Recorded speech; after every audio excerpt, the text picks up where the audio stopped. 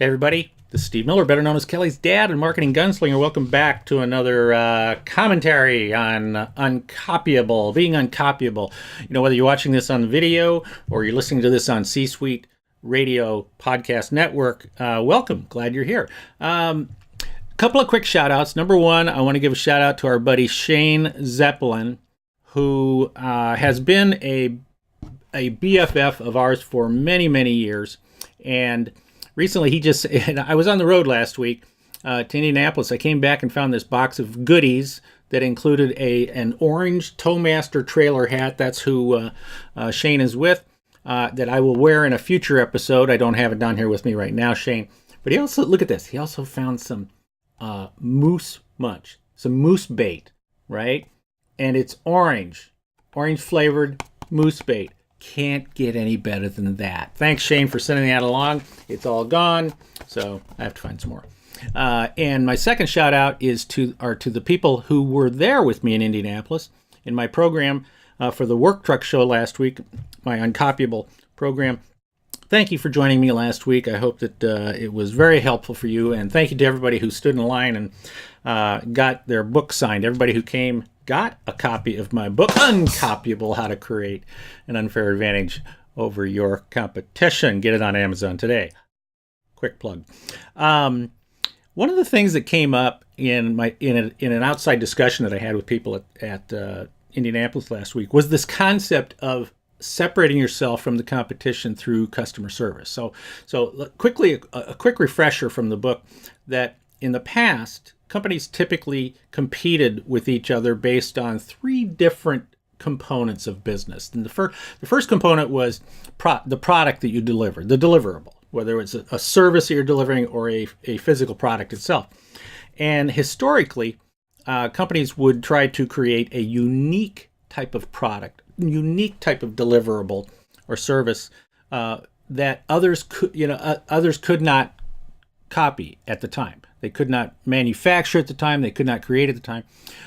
And for years, you could do that because technology was not that crazy like it is today. You see, technology is moving so fast today. Technology makes it so easy to copy today that it's commoditizing everything.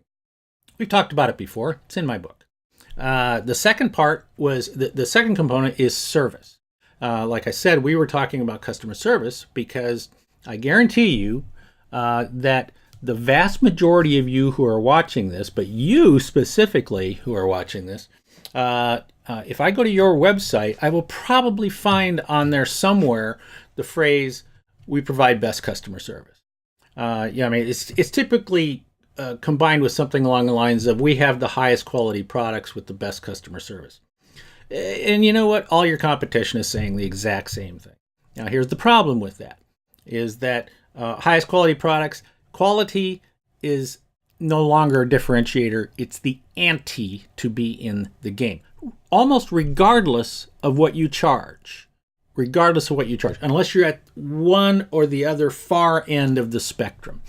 And customer service, the term customer service is a vague generality. It doesn't really mean anything when you say to people, "We provide the best customer service." Now, before I go on with that, let me just mention price very quickly, because price, as we all know in business, if a prospect cannot differentiate in their mind you from the competition, in other words, they say, okay, the deliverable is equal and customer service is equal, and if all things being equal, that means the only thing that they can use to decide is price. And so they're looking for a low price because of that, right? But we don't want to compete on price. We want to we want to get the best possible price we can, fair price, but the best possible price. Now, so let's talk about customer service. You see, like I say, customer service itself, the term is a vague generality. When you say to somebody you're offering the best customer service, how do you know you're delivering the best customer service other than gut feeling, right? Other than saying, well, we have the best people. Well, again, gut feeling doesn't mean anything. We have the best people. That's what your competition is going to say, is that you have the best people. Now, so the question is, when you say best customer service, how do you define it, and how do you prove that you're delivering better than everybody else? The word best is a comparative word. In other words, what you're saying is that you are the best, which means the others are inferior to you. It doesn't mean they give bad customer service. It just means that they don't give as good customer service as you do. But how do you prove that? What are the different types of customer service things that people can expect to get from you? I mean, do they, do you define best customer service by things like how you answer the phone? Do you deliver your products on time? Do you do what you say you're going to do? Do you do it when you said you were going to do it? Do you take care of problems?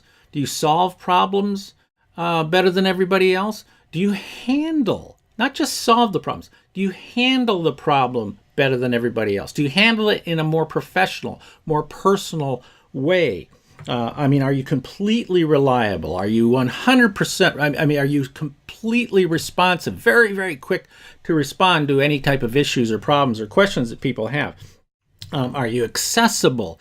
Are you competent at what you do? Now, these are all fairly general terms, but how can you go through those? How can you go out and go onto the internet, for example, and go search my buddy Shep Hyken.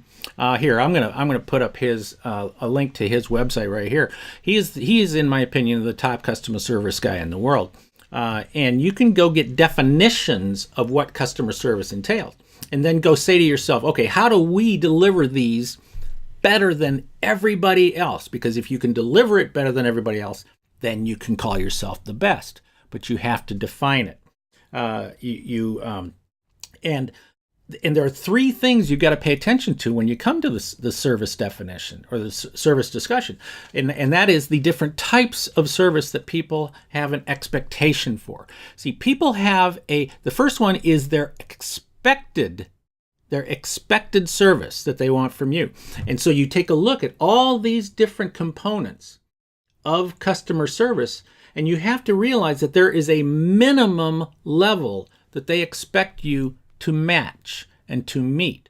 Now, if you meet those minimum levels, you are not better than the competition necessarily, and the customer doesn't care if in your mind you're better than the competition, because that is an expected level of service for them. And you want to see what all of those different types of service that you're providing for them, or the different types of service that they expect from you, and how are you delivering, and how are you doing on those. The next level of customer service is the exceeded, where you exceed those expectations. So on some of these things, like for example, if you promise you're going to deliver something to them on a certain date, and then you actually call them up and you say, hey, you know what, we can deliver it 2 weeks earlier. That's exceeding an expected level of service for them. And so can you do that to separate yourself from the crowd? And then finally, the last one is the unexpected level of service. Something that they don't have. If you ask them to list things that it would never be on the list, but you somehow are able to deliver.